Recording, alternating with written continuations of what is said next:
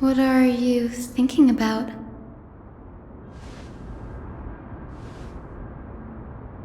Is that so? You don't look the slightest bit amazed, though. Plus, you seem to be strangely familiar with the city around the Great Tree.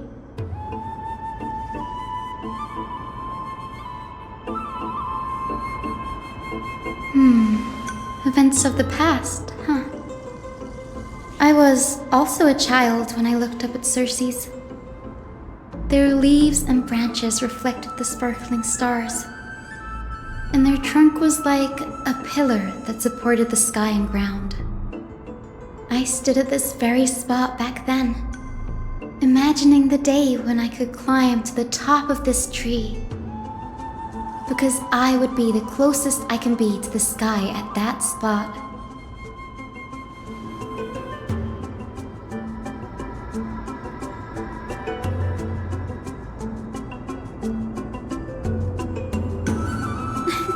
Don't read too much into it. I mean, can mortals even hope to reach Aquila's realm? They're a strict and draconian god, nothing like Circe's. Reason is willing to share what is theirs with others, but Sky only expects people to revere them. You get what I'm saying, right, Denny? After all, the titan that imprisoned you and Grey here in Amphorius is none other than Aquila themselves.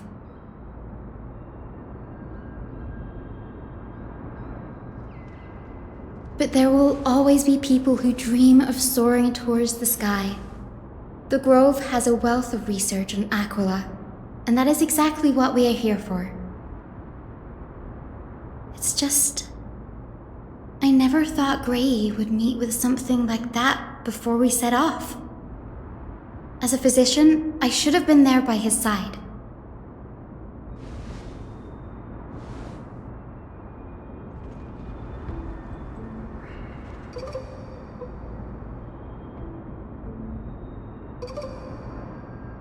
Yeah, there's no rest for the weary, huh? In any case, what we're looking for could be anywhere in this enormous grove. Let's split up to cover more ground. Danny, with your skills, I'm sure those monsters born of the Black Tide will pose no threat to you anyway.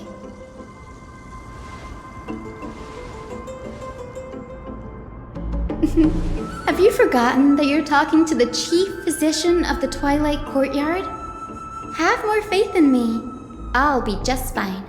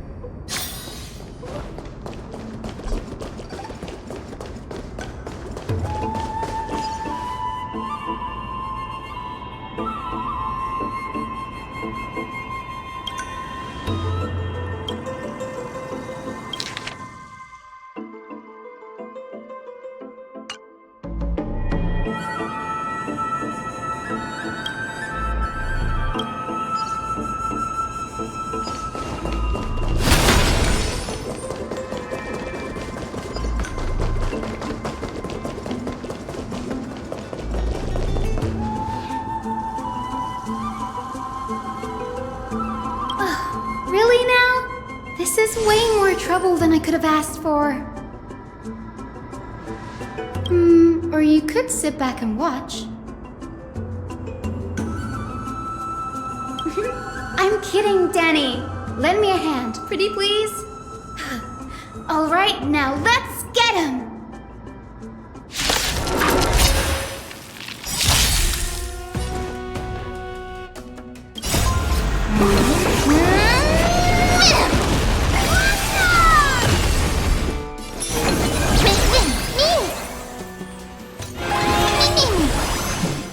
Root here. Step up, let's see ya. Nice second, my friends. Indulge yourselves! It ain't over. It's time for the Westland. Let me go! I'm okay.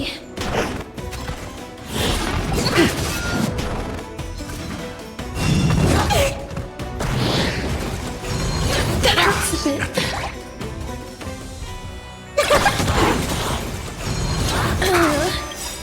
Embrace a new life.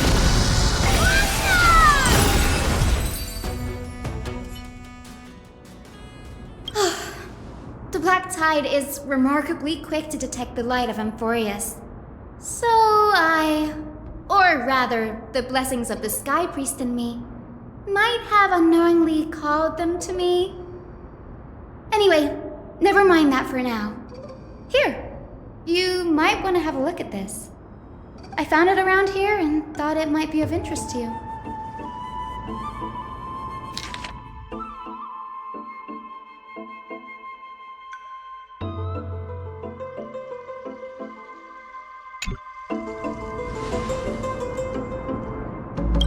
This is new. I didn't know Professor Anaxa was researching the sky. He's never mentioned anything about it.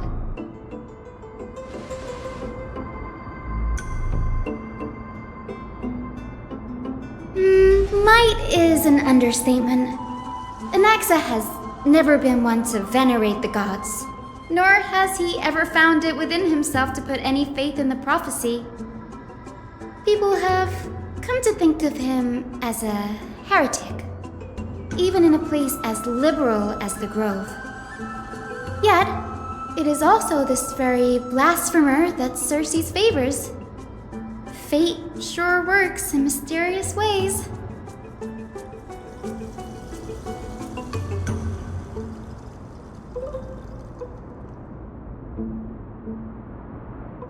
Oh, let me have a look.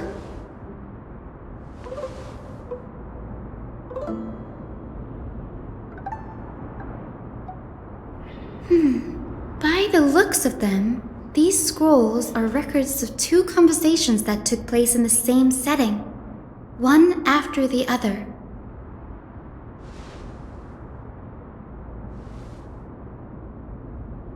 Sure, go ahead. The Grove of Epiphany is home to 7 schools of thought. While all 7 schools are founded on the ideologies of Thalesis, the first scholar, each is unique in its own way. Among them, the Venerationists revere and worship the Titans the most. As the sage of the Venerationists, Euthyphro has always been at loggerheads with Anaxa. If we were to place the 7 sages on the scales of Talanton, Anaxa and Euthyphro would be placed on opposite sides to achieve balance.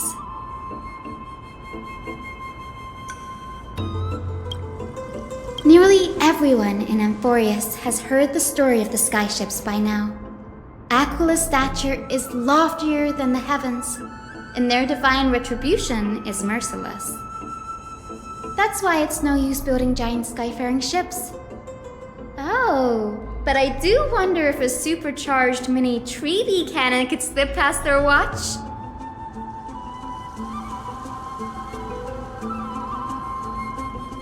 Newsporists primarily study the application of alchemy in soul repair.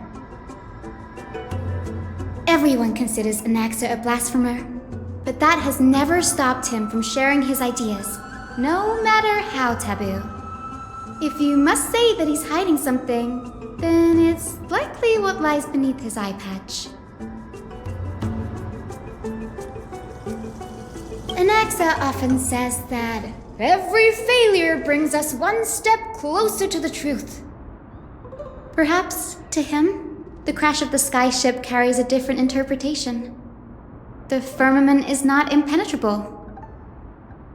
On the contrary, it was precisely because the skyship represented the first step toward breaking free from the shackles of the earth that it provoked the wrath of the Sky Titan and brought divine punishment upon itself. It's a shame that the majority of the Grove's research on Aquila was headed by the Venerationists, with sacrificial rituals making up a predominant part of their findings. Discourse about more esoteric subject matters in relation to Aquila dwindled even further after the skyship incident. So much so that even the scroll is completely new to me.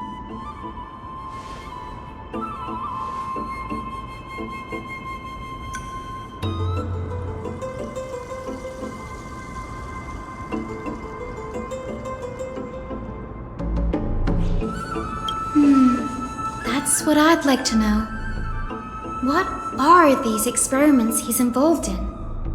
Even I, the assistant lecturer, know next to nothing about them. I have a bad feeling about this. Could there be more to what happened at the Grove?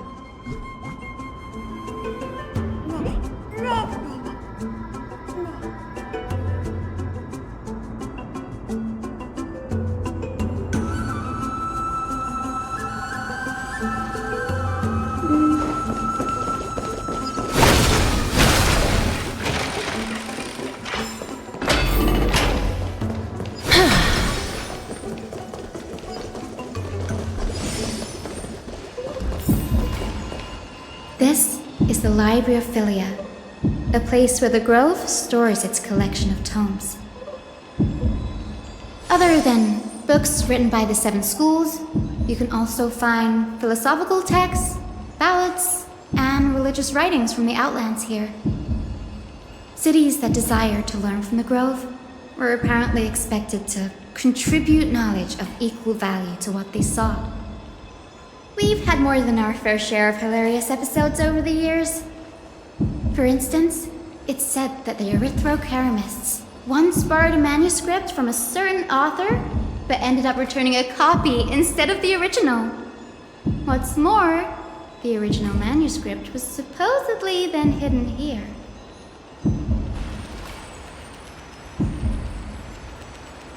Nice? No need to hold yourself back, Danny. You can just tell it like it is.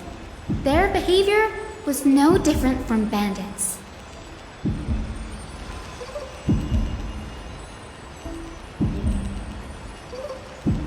Whew. You've got me there. Some said you couldn't even find a dictionary in Castrum Kremnos, so I guess they were spared. There are too many books in the Library of Philia. Flipping through them all will take too long. Why don't we use the Biblioslate to search for the texts we need? We can bring them back to Akama for reading after that.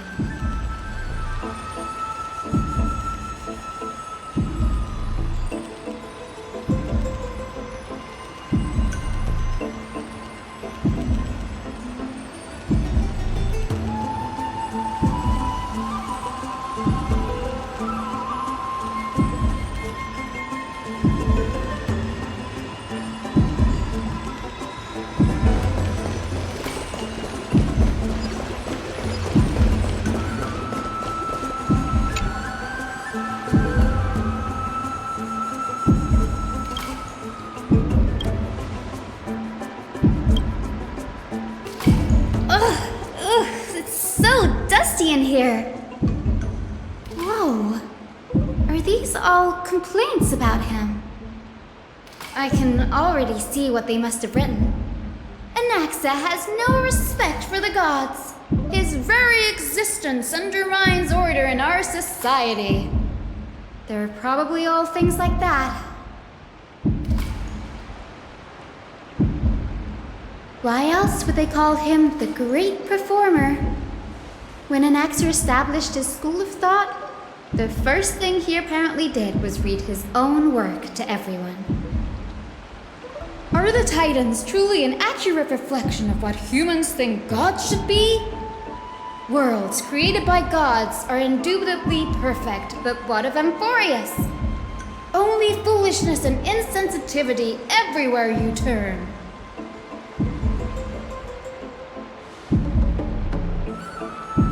They marched him straight to the seat of judgment before he could finish. Though what he took on in the end was more of a debate than an actual trial. He had to address every one of the scholar's allegations, or face expulsion from the Grove. The first allegation was... Do you agree that since the Titans created the heavens and earth, so the mountains, rivers, and seas must likewise be their creations?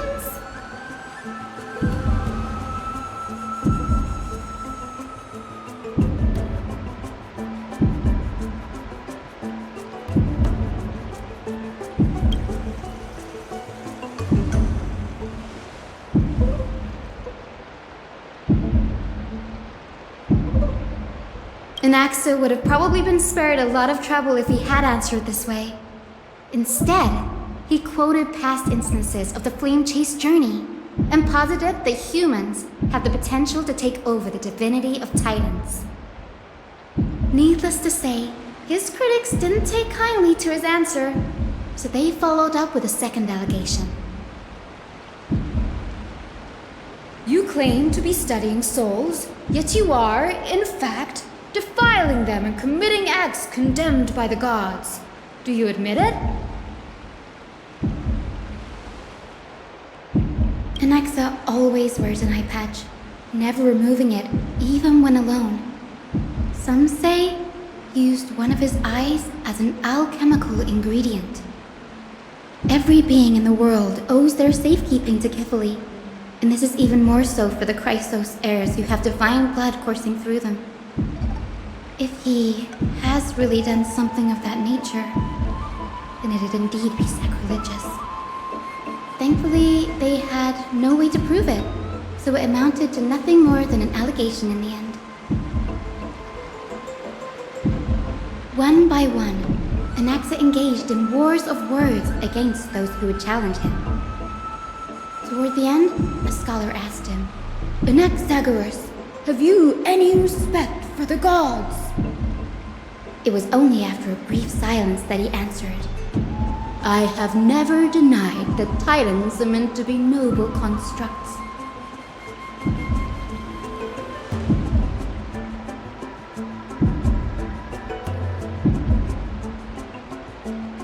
Yes, I'm not sure how that controversy was eventually resolved, but what's for certain at least is that Anaxa was allowed to stay in the Grove where he continued his research, despite being regarded as a heretic. By the way, this stack of complaint letters has reminded me of a place in the Grove. We may find clues there that aren't on the teleslate. I'm talking about Anaxa's alchemy lab, hidden between the cornerstones.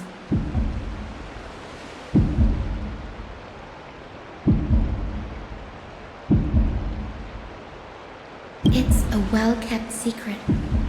Among the 7 sages, excluding the nominal chief sage, each has a private sanctuary where they can conduct research undisturbed in their free time. Even the administrators of the Library of Philia are restricted from accessing those places and documenting the sage's research.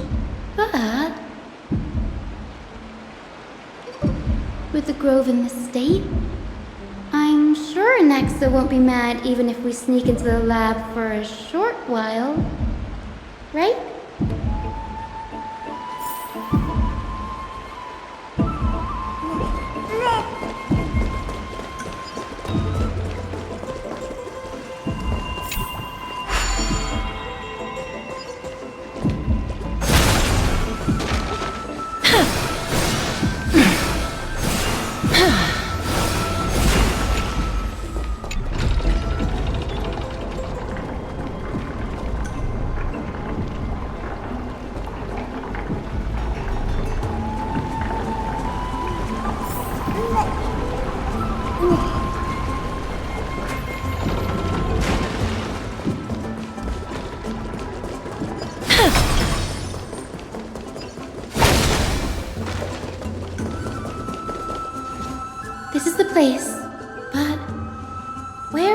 is everything. Materials for alchemical experiments, matrix diagrams, and even the seal to the lab. They're all gone. Did the black tide destroy it all?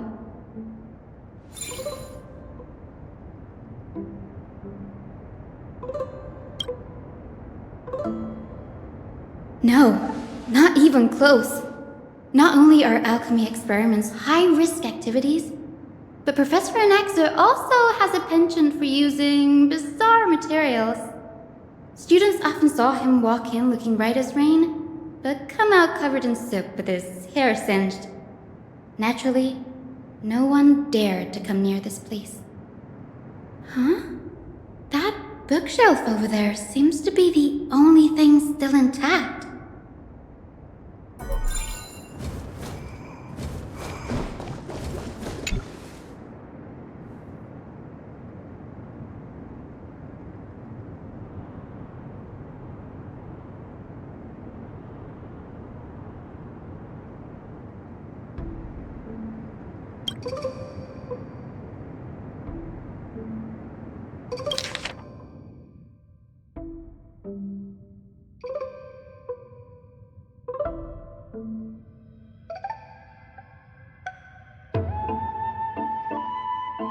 What's going on?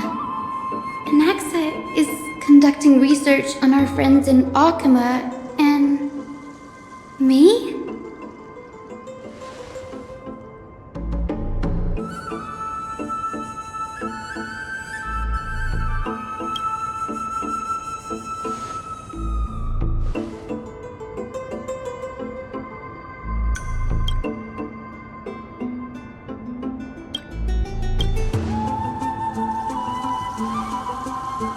Wouldn't have been so strange if he had focused only on Cassie, given her own curiosity about her origins.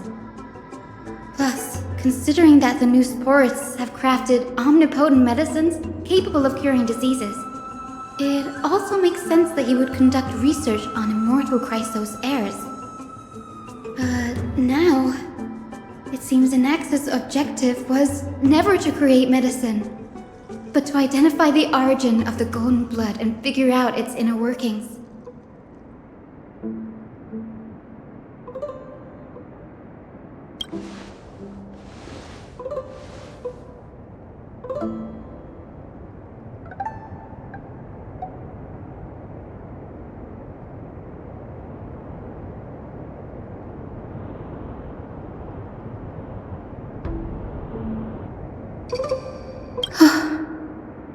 Danny, look at this. I have a bad feeling about this.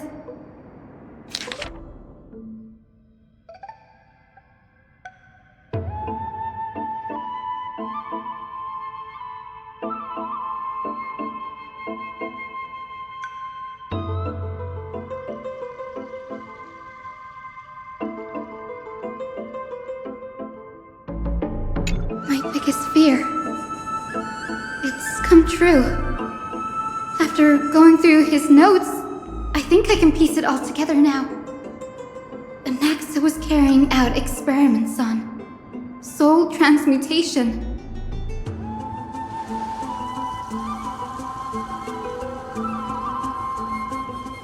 Yes, this is what he was secretly conducting research on. Something he had to keep hidden from others. Compared to his public speeches, this is the real blasphemy. Oh, I just thought of something. Do you remember when the black tide was approaching? The Grove had planned to send Circe's core flame to a safe place. But an accident happened along the way, and Anaxa lost his life in the process?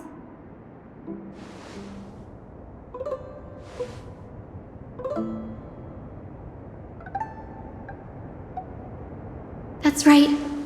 But what if Professor Anaxa's fusion with the core flame of reason wasn't an accident?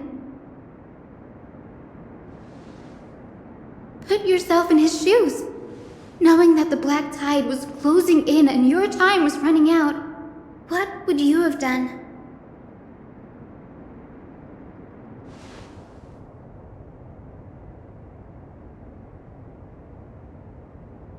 Exactly.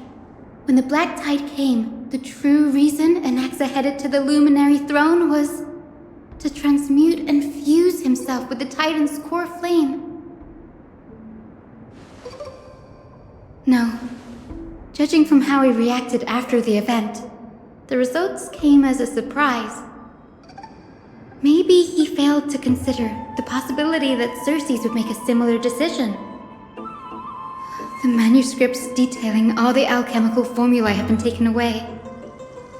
His research is still ongoing.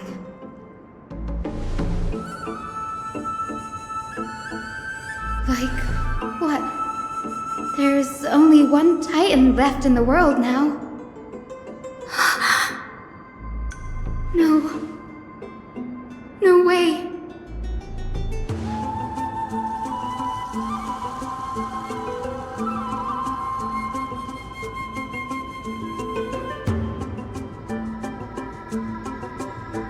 He's after Kefali. Sir, this sky above us, it's not real, is it? Of course not. This is just an image from a projection device used for educational purposes. A simple trick. The day-night cycle has been lost to this world, so that students like you may still learn about the night sky. Astronomers have harnessed the Titan's miraculous power to manipulate the light, projecting the nights of the past here for you. Much like how the sky above the Holy City is also illuminated by Kefali's dawn device. So, the skies of Akama are fake too. You mustn't conclude that, Anaxa. You should know that only a child would expose a trick and be proud of it. Often people know more than they let on. They simply choose to feign ignorance because they have no other choice. Then they're just deluding themselves. People believe in Kefali's tale of Genesis, accepting wholesale whatever the priests preach. But we're different. We've already walked out of the firelit cave of ignorance. We have already realized that we live in a world where Titans make the rules. Even when we look at the sky, we're only seeing what they allow us to see, rather than gazing at this mockery of a night sky fabricated by them for the rest of my life. Why shouldn't I be the one to take control of the projection device instead? So much time has passed since you sowed the seeds of doubt in my heart, child. Many a night, I find myself penning down all my theories and wild ideas, only to burn them to ashes when I open my eyes in the day. Why? Because we'll face death by burning if word gets out? As a sage of the Venerationists, my soul has already become inextricably linked to the great tree. Every word I say and every move I make is certain to influence every leaf, every branch, even the tree itself. But above all else, my days are numbered. Instinctively, I have my doubts about the golden blood and the human soul, yet I have no means of verifying them. The golden blood in my veins is woefully thin, and I am loath to waste what little time I have left obsessing over a hypothesis that cannot even be proven in the first place. But I can, sir. I can do it for us. The time is right. Give me all that I need, and I shall accomplish this grand feat on your behalf.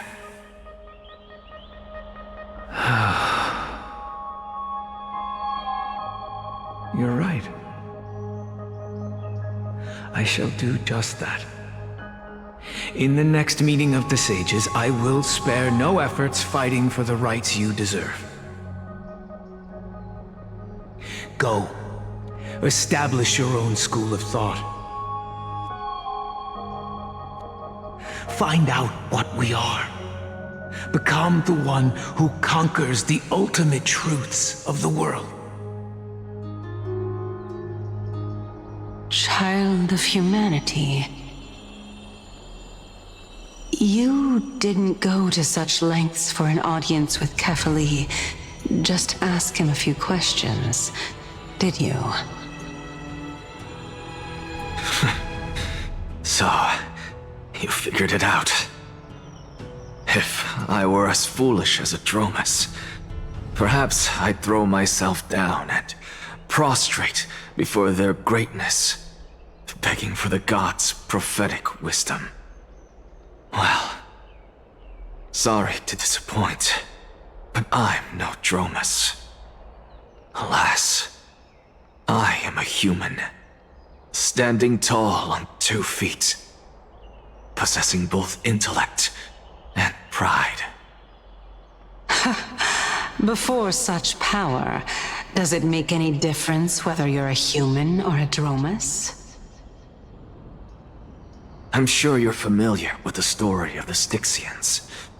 When the raging waves threatened to swallow them, they didn't just give up and become sitting ducks. No. They constructed a dam that kept the roaring tide at bay, chaining down the mad Fagusa.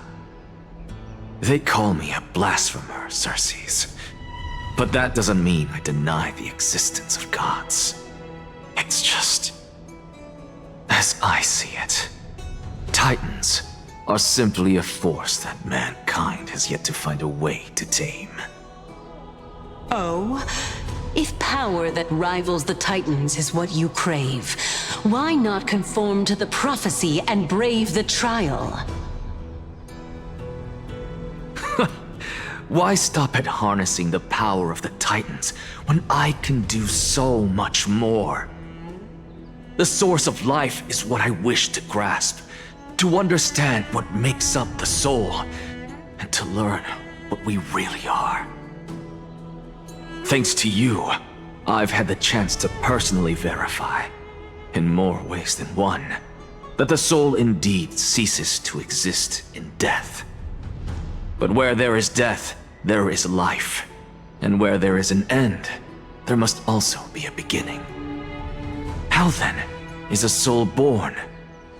That was the only unknown variable left in my calculations. And by the sound of it, you have already formed a conjecture. No, I have already drawn a conclusion. In my journey unto death just now, I finally saw the answer with my own eyes. Professor Anaxa. I'm here. Her life hangs by a thread. I must ask you to refrain from taking any unnecessary steps. Of course. I'll bring this to a conclusive end, and give you the answer you so desire. However, in accordance with the principle of equivalent exchange, I must also demand from you what I need. As you wish. Don't you care to know what the price might be? It's a matter of uncovering the truth about the Death Titan and her survival. This may be the only time I can ever save someone's life. There is no need for me to think twice. I see. In that case, let the show begin.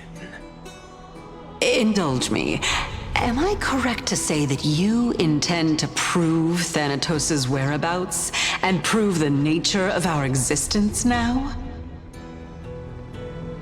Before I begin, I must confess I had been stuck in a cognitive trap all this time.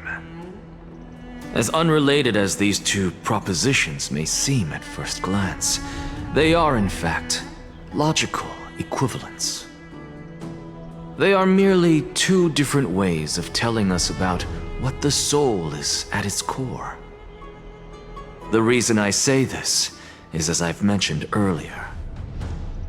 The answer was hidden in my journey unto death. Anaxa, you were in the Netherrealm? Yes, I am but a living dead man now, but that's not important. What truly matters is, I overheard a conversation between heroes. That's not all. Remember how I said you were a part of that conversation too, Circes? And I've told you that I have no recollection of such an event. That was likely just an illusion conjured up by the mind of a dying man. Of course you would remember. Because that wasn't you. That was Calypso, one of the 7 sages of the Grove. Calypso? That's the name I made up on a whim when speaking to this girl. How do you know of it? And surely you jest. Don't you think I, of all people, would know if that were the name of one of the 7 sages under the shade of my tree? Don't you claim to know the Grove's past like the back of your hand? It seems you've lost even the memories seared into your soul. Use your head, Circes. Since all of this took place in the realm of the dead, it stands to reason their likenesses are of souls from the past. The living cannot step foot into that world, so who could they be?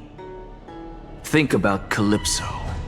Why does she share your likeness, yet you have no idea who she is? The answer is evident, is it not?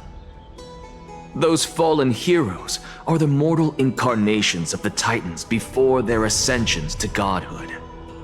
The gods aren't master creators born out of thin air, and they are no different from humans, because they all evolved from one.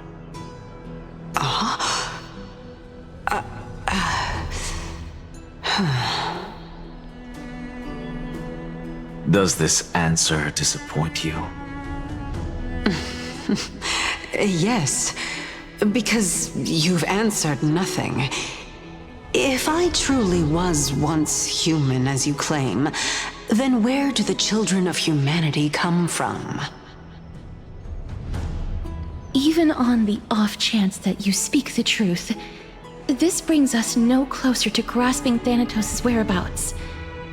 How are we to find them? I knew you would say that. But it matters not. I know what I'm doing. Actually, why don't we have this supreme being standing before us tell us everything? You can revive a Titan? Humans cannot return from the dead. Neither can gods. But all we need to do is look at this from a different perspective, and the problem will resolve itself. The solution is simple. Just like what you did to me. If I'm reborn as Kefali, I can rebuild the world and all within it as they once did. Simple, is it not?